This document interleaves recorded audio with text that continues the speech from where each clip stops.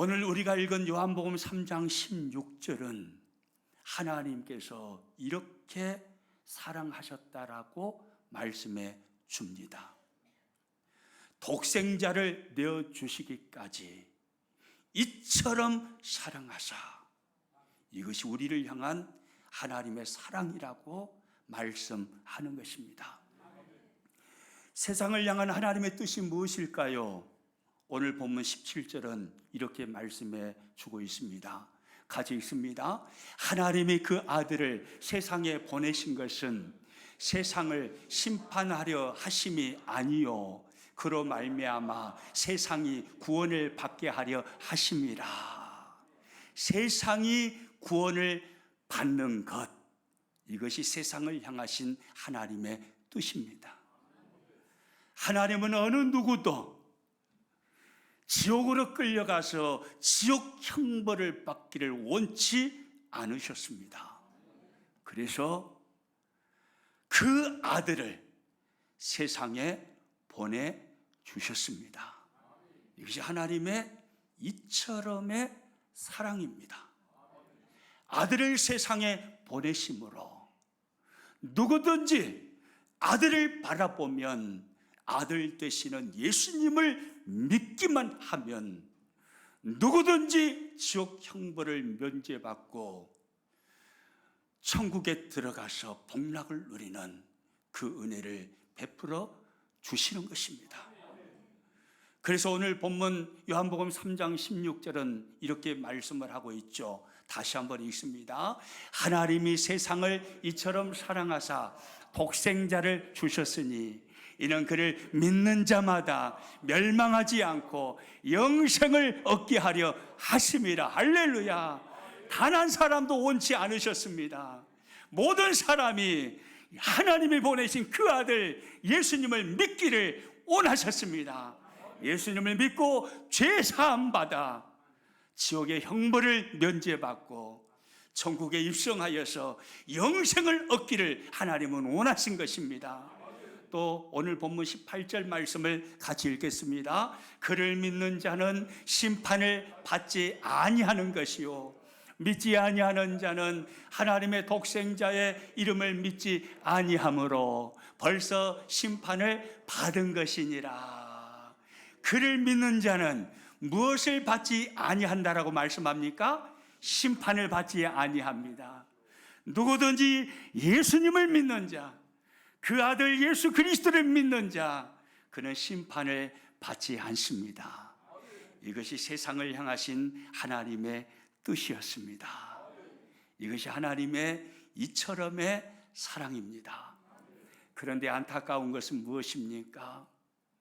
수많은 사람들은 자신이 죄의 형벌을 지옥에서 받아야 함을 모른다는 데 있습니다. 하나님께서 자신을 위해서 어떠한 일을 행하셨는지를 모른다는 데 있습니다. 오늘 보면 19절 말씀 같이 읽어봅니다. 그 정죄는 이것이니 곧 빛이 세상에 왔으되 사람들이 자기 행위가 악함으로 빛보다 어둠을 더 사랑한 것이니라. 빛이 세상에 왔습니다. 빛은 누구실까요? 우리 모든 사람을 구원하시기 위해서 하늘 보좌를 버리시고 이 땅에 찾아오신 예수 그리스도이십니다. 예수님은 사랑의 빛이요 구원의 빛이신 것입니다. 하나님은 어느 누구도 지옥 형벌을 받는 것을 원치 않으셨기 때문에 빛 대신 예수님을 이 땅에 보내셨습니다. 그래서 모든 사람을 구원하기를 원하셨습니다. 그런데 사람들은 관심이 없습니다. 오히려 예수님을 미워했습니다. 예수님을 십자가에 죽이고 말았습니다. 이것이 가슴 아픈 이야기죠. 오늘 이 시대도 이런 사람들이 참 많이 있습니다. 여러분은 아니지요. 여러분은 아닌 줄로 믿습니다. 우리는 아닐 겁니다. 이런 사람의 모습이 우리 교인들에게는 한 사람도 없기를 축복합니다. 많은 사람들은 그러나 마귀에게 속아서 세상의 성공을 위한 목마름 속에서 하루하루를 살아가고 있습니다. 내세에 대해서는 무관심한 채 말입니다. 지난 주일 오전 예배 때 말씀을 나누면서 인용했던 누가복음 16장 19절 이하에 나타나는 부자처럼 말이죠. 오로지 현실에서 잘 먹고 잘 입고 잘 살기 위해서 열정을 쏟아붓습니다. 그러나 죽음 이후에 내세에는 관심이 없습니다. 그러나 여러분, 죽음으로 끝나지 않습니다. 죽음 이후에 내세가 있습니다. 천국과 지옥이 있습니다. 천국의 메시지, 지옥의 메시지는 예수님이 하셨습니다. 예수님이 말씀하셨다면 참인 것입니다. 거짓일 리가 없습니다.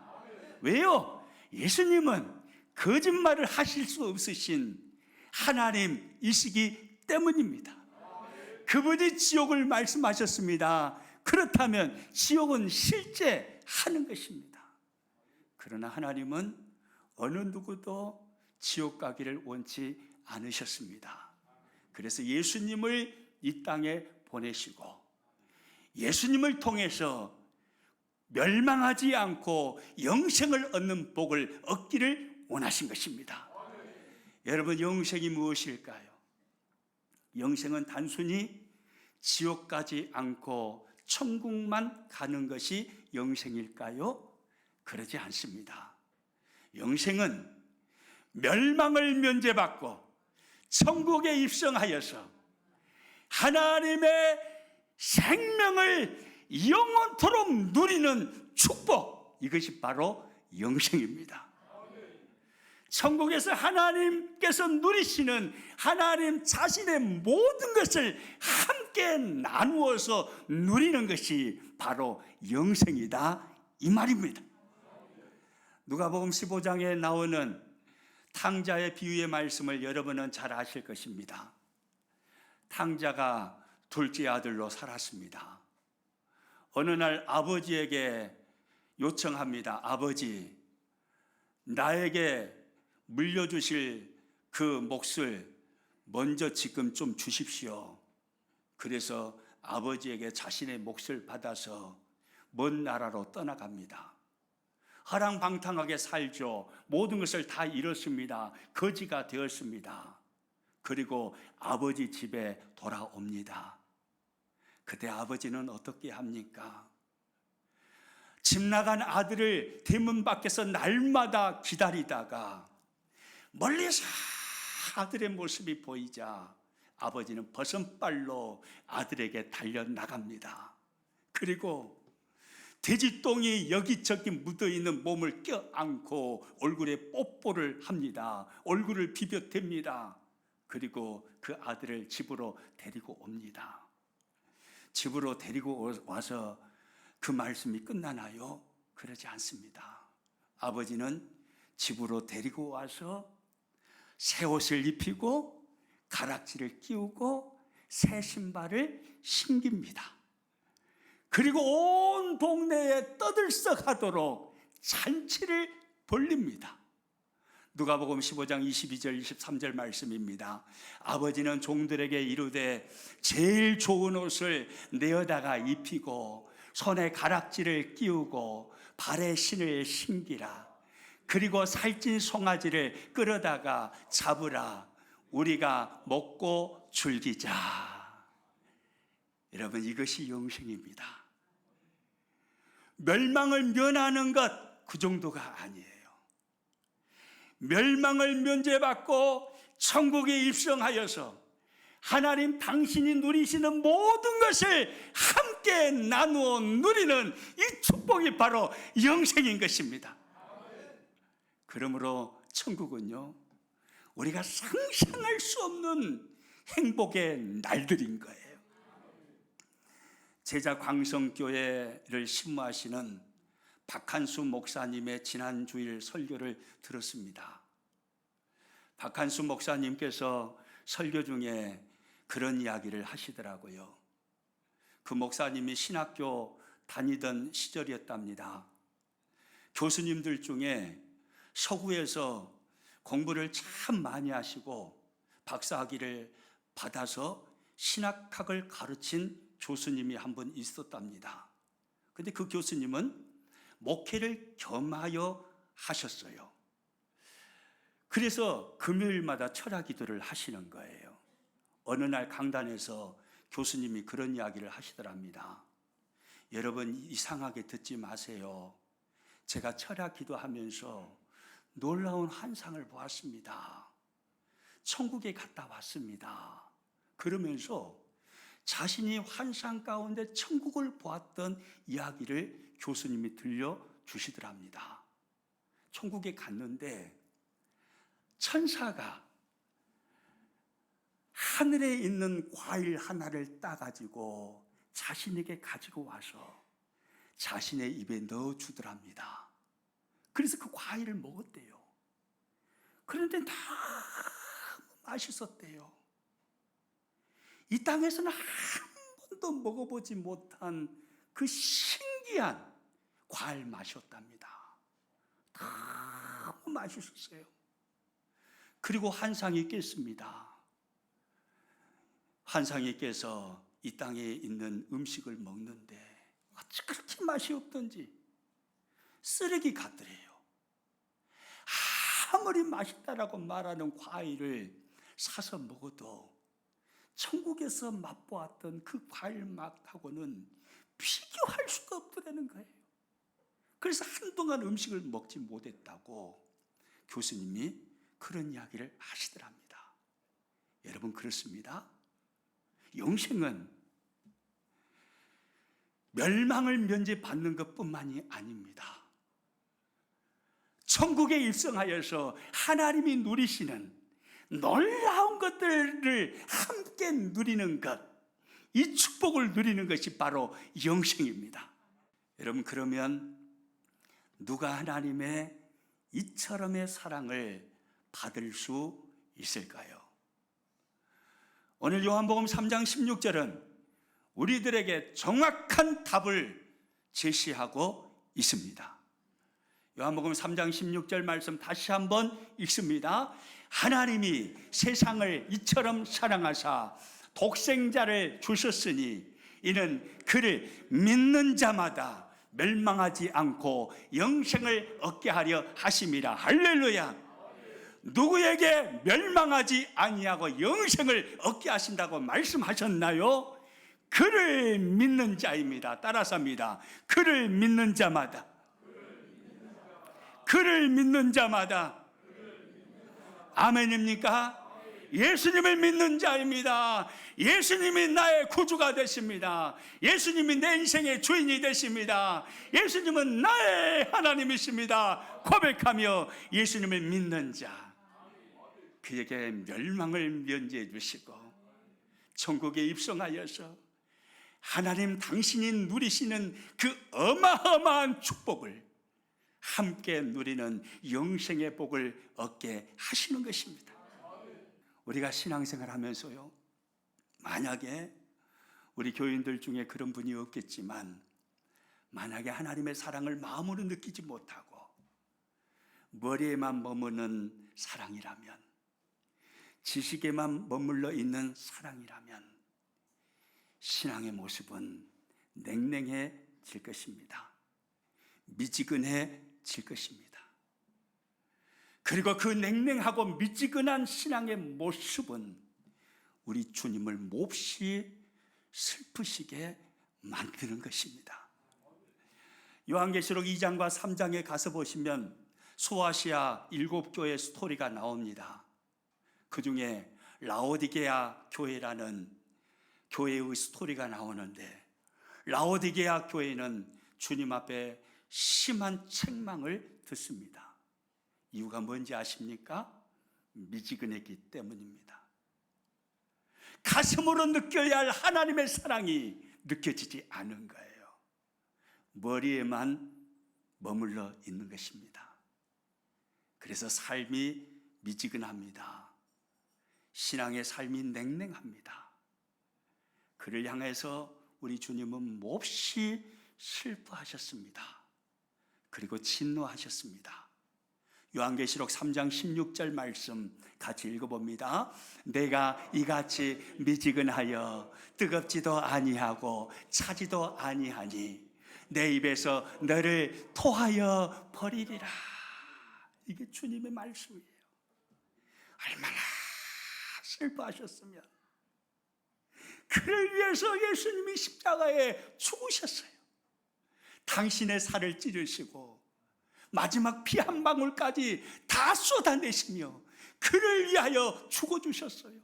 그런데 그를 바라보시며 얼마나 마음이 무너졌으면, 얼마나 슬프셨으면 미지근한 그를 향해서 내 입에서 너를 토하여 버리리라 이랬을까요? 좋아요, 여러분. 하나님의 사랑은 마음으로 느껴져야 합니다. 내 마음에 하나님의 사랑이 뜨겁게 느껴져야 되는 거예요. 하나님의 사랑이 느껴지면요, 세상이 감당할 수 없는 사람이 되는 거예요. 아무리 큰 박해와 환난과 고난이 찾아온다 할지라도 하나님의 사랑이 내 가슴에 느껴진다면, 하나님은 독생자 외아들까지도 나를 위해 십자가에 내어주신 분이신데 그 사랑을 받은 내가 이 작은 일로 인해서 무너질 수 있겠는가 생각을 하면서 일어나 버리는 것입니다. 세상이 감당할 수 없는 사람이 되어 버리는 거예요. 고린도후서 5장 14절 말씀 같이 읽어봅니다. 그리스도의 사랑이 우리를 강권하시는도다. 할렐루야. 그리스도의 사랑이 우리를 어떻게 한다고 합니까? 강권하시는도다 라고 말씀합니다. 강권하신다는 말은 강하게 이끄신다라는 말입니다. 험한 세상을 살아가는 우리를 강력하게 채고 이끌어가는 그것이 뭐라고 말합니까? 그리스도의 사랑입니다. 하나님의 사랑을 알면, 하나님의 사랑이 가슴에 뜨겁게 느껴지면 세상이 감당할 수 없는 사람이 되어버리는 거예요. 그러므로 우리는요, 하나님의 사랑을 가슴으로 느껴야 합니다. 우리 옆 사람한테 물어봅니다. 지비는 느끼고 계시지? 할렐루야. 하나님의 이 사랑을 느끼시기를 축복해요. 내 가슴이 요 근래에 왜 이리 냉랭해졌는지, 미지근해졌는지 하나님의 사랑이 지식으로는 아는데 가슴에는 안 느껴져요. 그런다면 하나님 앞에 가슴을 치면서 기도해야 합니다. 성령 하나님, 독생자를 십자가에 내어 주시기까지 사랑하신 하나님의 사랑이 내 가슴에, 내 마음에 느껴지지 않아요. 나를 불쌍히 여기셔서 하나님의 이처럼의 그 큰 사랑이 내 마음에 느껴지게 해주십시오. 내 마음에 와닿게 해주십시오. 할렐루야. 예수님 날 위해 죽으셨네. 왜 날 사랑하나. 겸손히 십자가 지시었네. 왜 날 사랑하나. 왜 날 사랑하나. 왜 날 사랑하나. 왜 주님 갈보리 가야 했나. 왜 날 사랑하나. 아시죠? 우리 찬양 우리 한번 같이 불러봅니다. 예수님 날 위해 죽으셨네. 왜 날 사랑하나. 겸손히 십자가 지시었네. 왜 날 사랑하나. 날 사랑하나? 왜 날 사랑하나? 왜 주님 갈보리 가야 했나? 왜 날 사랑하나? 할렐루야. 우리가 이렇게 찬양하며 하나님께 나아갈 때에 성령님께서 우리 가운데 임하셔서 소낙비처럼 하나님의 그 큰 사랑을 우리 가슴 속에 부어주기를 소망합니다. 우리는 하나님의 이 사랑을 가슴으로 느껴야 합니다. 이 사랑으로 가슴이 뜨거워져야 합니다. 그럴 때 우리는 우리의 꿈인, 우리의 소망인 하나님을 기쁘시게 드리는 참된 그리스도인이 될 수 있는 것입니다. 가슴이 뜨거워질 때, 그 하나님의 사랑이 절절히 내 가슴에, 내 마음에 느껴질 때, 그때 모든 상황 속에서 하나님의 영광을 위하여, 하나님을 기쁘시게 드리기 위하여 살아가게 되는 것입니다. 그리고 세상이 감당할 수 없는 믿음의 삶을 살게 되는 것입니다. 여러분, 사도 바울이 그렇게 살았어요. 사도 바울은요, 그리스도를 믿는 신앙생활 중에 수많은 환난이 찾아왔습니다. 그에게 박해가 찾아왔습니다. 그에게 기근이 찾아왔습니다. 위험이 찾아왔고 칼이 찾아왔습니다. 그러나 그 모든 것을 그는 이겼습니다. 무엇으로 이긴지 아십니까? 그리스도의 사랑으로 이겼습니다. 그의 고백입니다. 로마서 8장 35절에서 39절까지 쭉 말씀을 같이 화면 보면서 읽어보도록 하겠습니다. 누가 우리를 그리스도의 사랑에서 끊으리요? 환난이나 공고나 박해나 기근이나 적신이나 위험이나 칼이랴. 기록된 바 우리가 종일 주를 위하여 죽임을 당하겠다며 도살당할 양같이 여김을 받았나이다 함과 같으니라. 그러나 이 모든 일에 우리를 사랑하시는 이로 말미암아 우리가 넉넉히 이기느니라. 할렐루야. 계속 읽습니다. 네가 확신하노니 사망이나 생명이나 천사들이나 권세자들이나 현재일이나 장래일이나 능력이나 높음이나 깊음이나 다른 어떤 피조물이라도 우리를 우리 주 그리스도 예수 안에 있는 하나님의 사랑에서 끊을 수 없으리라. 할렐루야. 세상을 이기는 비결이 여기에 있습니다.